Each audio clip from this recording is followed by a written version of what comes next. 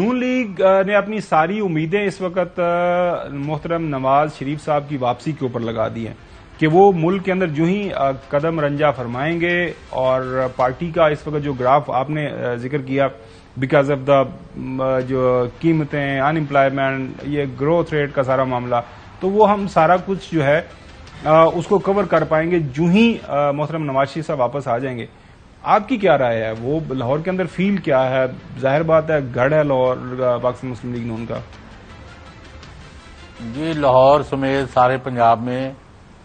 ان کا اس وقت تو رن اور پیچھے لوگ پیچھے ہیں اور یہ آگے آگے بھاگ رہے ہیں،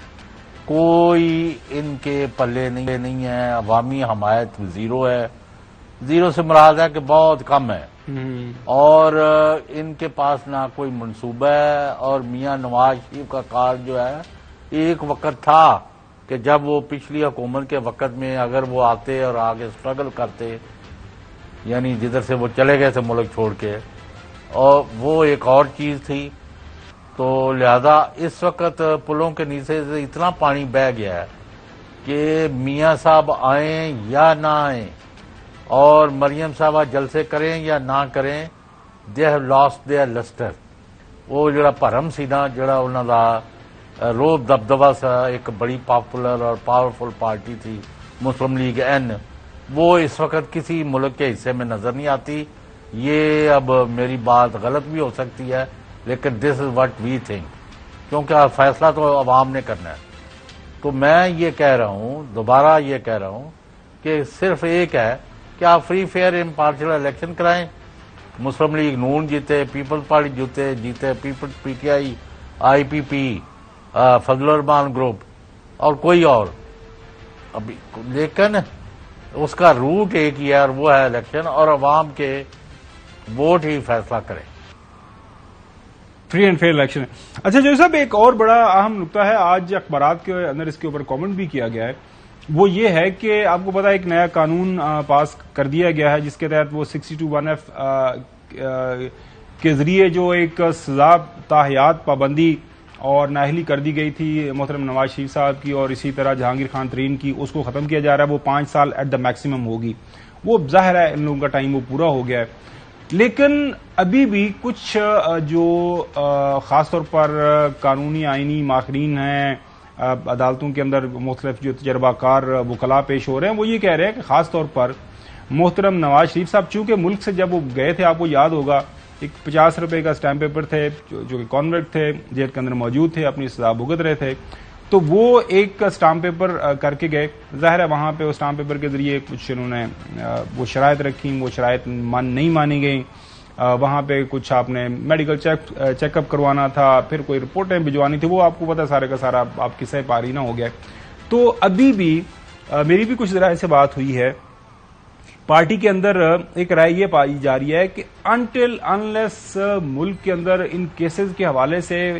ایک واضح طور پر آپ سپریم کورٹ کے ذریعے کچھ ججمنٹ نہیں لے لیتے، کیونکہ ظاہر ہے ایک فیصلہ ہوا ہے، سپریم کورٹ ڈریون فیصلہ، وہ آپ کو پتہ ہی ہے وہ سارے کا سارا، تو لہٰذا اس سے پہلے یہ رسک لینے کی ضرورت نہیں ہے۔ لیکن اس کے ساتھ ساتھ پارٹی کے اندر کچھ وہ لوگ بھی ہیں، وہ یہ کہہ رہے ہیں کہ اگر میاں صاحب آپ نے دیر کر دی، آپ زیادہ عرصہ ملک سے باہر رہے، تو پارٹی آلریڈی آپ نے پنجاب کے اندر دیکھا، زرداری صاحب اپنی پوری کوشش کر رہے ہیں، وہ اپنے جس طرح گھوڑے دوڑا رہے ہیں اور مختلف جگہوں سے وہ لوگوں کو اکٹھا کر رہے ہیں۔ آئی پی پی معرض وجود میں آ چکی ہوئی ہے، پچھلے دنوں ہماری بات ہوئی تھی، آپ کو پتہ ہی ہے، ان کی جو information secretary spokes person Firdous Ashiq Awan صاحبہ سے، وہ بھی کافی پرجوش ہیں، پر یقین ہیں کہ پنجاب کے اندر جو الیکٹیبلز ہیں، تگڑے جو کینڈیڈیٹ ہیں،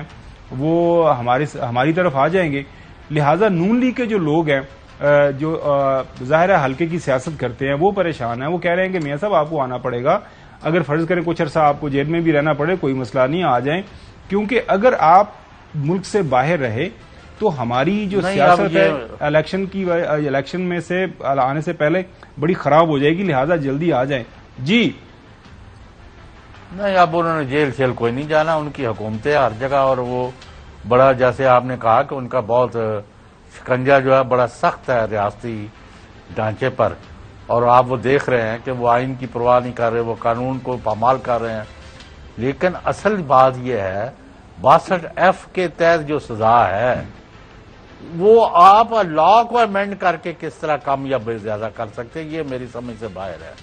آئین کو قانون کے ذریعے آپ نہیں تبدیل کر سکتے. So they will not be able to. یہ کسی کو چکر دینے کی کوشش میں ہے یا کیا کرنا چاہتے ہیں